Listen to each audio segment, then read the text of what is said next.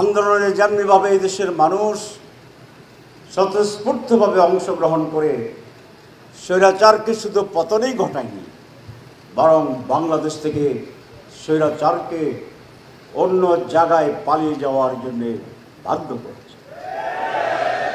এই কথা প্রমাণিত হয়েছে যে বাংলাদেশের মানুষ গণতান্ত্রিক, নিয়মতান্ত্রিক,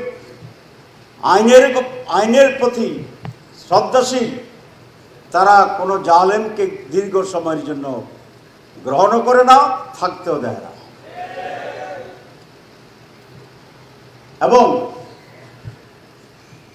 যারা আজকে দায়িত্বে আছেন, কেয়ারটেকার সরকার, নিঃসন্দেহে আপনারা এই দেশের মানুষের সরকার। আপনাদের প্রতি এদেশের মানুষ সমর্থন অব্যাহত রেখেছে, আমরাও আপনাদের প্রতি সমর্থন করি।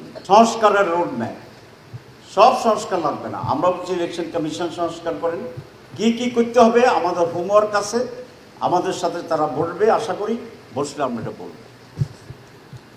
আমরা বলেছি ব্যালেন্স অফ পাওয়ার করেন প্রধানমন্ত্রী এবং প্রেসিডেন্টের ভিতরে, তাইলে স্বৈরাচার একেবারে ওইভাবেই গেড়ে পড়বে না।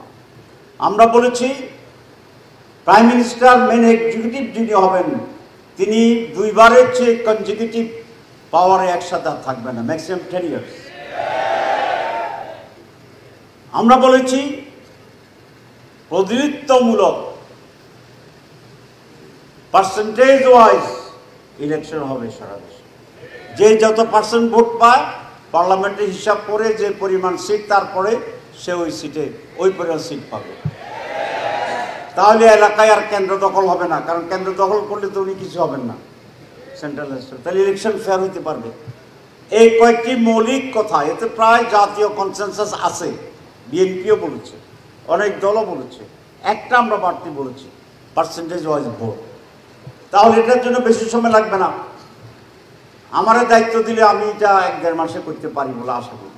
জামাত তার আগের স্ট্যান্ডে আছে যে প্রয়োজনীয় সময় জামাত এই সরকারকে দিতে চায়, কিন্তু আমরা চাই সরকার একটা রোড ম্যাপ দেয় সংস্কারে কতদিন লাগবে। এবং মাননীয় প্রধান উপদেষ্টা বলেছেন যে সংস্কার যখন হয়ে যাবে, সকলে একমত হয়ে যাবে, তারপরে ধাপে ইলেকশন। আমরা এটা এগ্রি করি, আমরা এটার সাথে একমত।